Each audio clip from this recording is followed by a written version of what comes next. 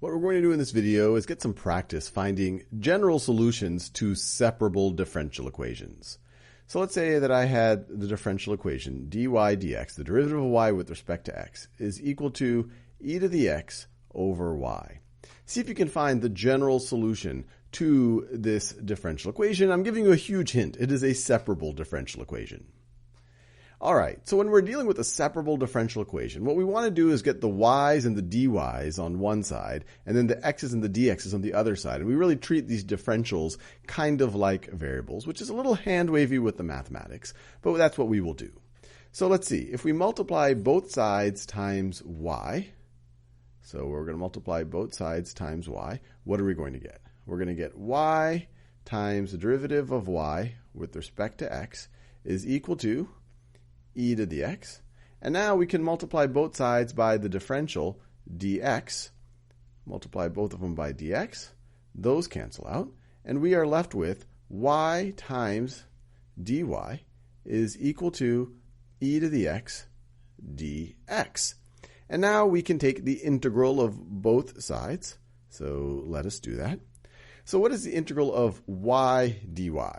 Well, here we would just use the reverse power rule. We would increment the exponent, so it's y to the first, but so now when we take the antiderivative, it will be y squared, and then we divide by that incremented exponent, is equal to, well, the exciting thing about e to the x is its antiderivative is, and its derivative is e to the x, is equal to e to the x plus, is equal to e to the x plus c.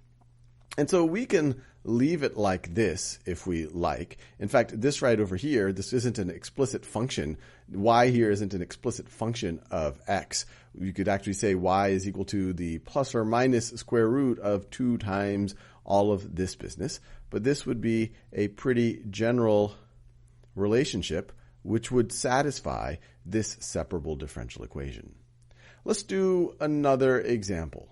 So let's say that we have the derivative of y with respect to x is equal to, let's say it's equal to y squared times sine of x.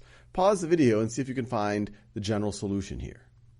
So once again, we want to separate our y's and our x's. So let's see, we can multiply both sides times y to the negative 2 power, y to the negative 2, y to the negative 2. These become 1. And then we could also multiply both sides times dx. So if we multiply dx here, those cancel out. And then we multiply dx here. And so we're left with y to the negative 2 power times dy is equal to sine of x dx. And now we just can integrate both sides. Now, what is the antiderivative of y to the negative 2? Well, once again, we use the reverse power rule. We increment the exponent, so it's going to be y to the negative 1. And then we divide by that newly incremented exponent. So we divide by negative 1. Well, that would just make this thing negative. And that is going to be equal to, so what's the antiderivative of sine of x? Well, it is, you might recognize it if I put a negative there and a negative there. The antiderivative of negative sine of x, well, that's cosine of x. So this whole thing is going to be negative cosine of x.